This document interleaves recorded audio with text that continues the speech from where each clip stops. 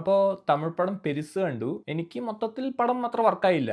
പടത്തിൻ്റെ ട്രെയിലർ കണ്ടിട്ടുണ്ടെങ്കിൽ ഏകദേശം ഒരു ഐഡിയ കിട്ടും. ഒരു ഇൻട്രസ്റ്റിംഗ് ഐഡിയ ആയിരുന്നു. ഒരു അഡൾട്ട് ഓർ ടാബു കൺസെപ്റ്റ് അവർ കോമഡി ആയിട്ടാണ് വർക്ക് ചെയ്തേക്കണേ. പക്ഷേ മുക്കാ കോമഡിയും എനിക്ക് വർക്കായില്ല.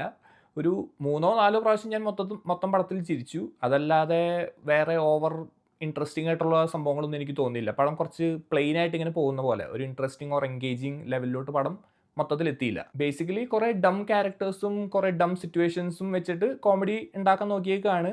പക്ഷേ മിക്കതും വർക്കായിട്ടില്ല. അതാണ് സീൻ. പിന്നെ പടത്തിൽ അവിടെ ഇവിടെയൊക്കെ കുറച്ച് ഇമോഷണൽ സീനുകളൊക്കെ ആഡ് ചെയ്തിട്ടുണ്ട്. പക്ഷേ അതിൻ്റെ ആവശ്യം ഉണ്ടായിരുന്നോ എന്ന് എനിക്കൊരു ഡൗട്ടുണ്ട്.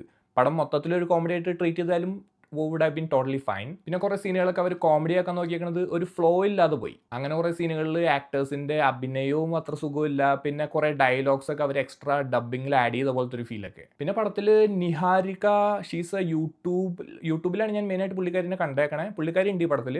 പക്ഷേ പുള്ളിക്കാരിയുടെ കാസ്റ്റിംഗ് കറക്റ്റ് ആയിരുന്നോ എന്ന് എനിക്കൊരു ചെറിയ ഡൗട്ടുണ്ട്. കാരണം ഇതൊരു റൂറൽ സെറ്റപ്പിൽ നടക്കുന്ന സ്റ്റോറി ആയിട്ട് പുള്ളിക്കാരി അവിടെ വന്ന് തമിഴൊക്കെ പറയുമ്പോൾ നമുക്കൊരു ആ ഒരു ടച്ച് കിട്ടുന്നില്ല. പിന്നെ പടത്തിൽ റെഡിൻ കിങ്സ്ലി ഉണ്ട്. പുള്ളിയുടെ സ്ഥിരം സംഭവങ്ങൾ അറ്റ്ലീസ്റ്റ് കങ്കുവലെ പോലെ വെറുപ്പിച്ചിട്ടില്ല. അങ്ങനെ ഓവറോൾ പടത്തിൽ എനിക്കൊരു ആ ഫൺ എലിമെന്റ് ഇവർ ഉദ്ദേശിച്ച പോലത്തെ ഒരു ഫൺ എലിമെന്റ് എനിക്ക് ഫീൽ ചെയ്തില്ല. നൈസ് കോൺസെപ്റ്റ് ആയിരുന്നു. പക്ഷേ കുറച്ചും കൂടി ബെറ്റർ ഡയലോഗ്സും കുറച്ചും കൂടി ബെറ്റർ മേക്കിംഗ് കൂടി ആയിരുന്നെങ്കിൽ മൊത്തത്തിൽ എനിക്ക് വർക്കായെന്ന് തോന്നുന്നു. സോ അതാണ് എനിക്ക് പടം കണ്ടപ്പോൾ തോന്നിയത്. നിങ്ങൾ പടം കണ്ടിട്ടുണ്ടെങ്കിൽ അഭിപ്രായം പറയുക. ഓർ കാണാൻ താല്പര്യമുണ്ടോ ട്രെയിലർ കണ്ടിട്ട് എന്താണ് തോന്നിയതെന്ന് പറയുക.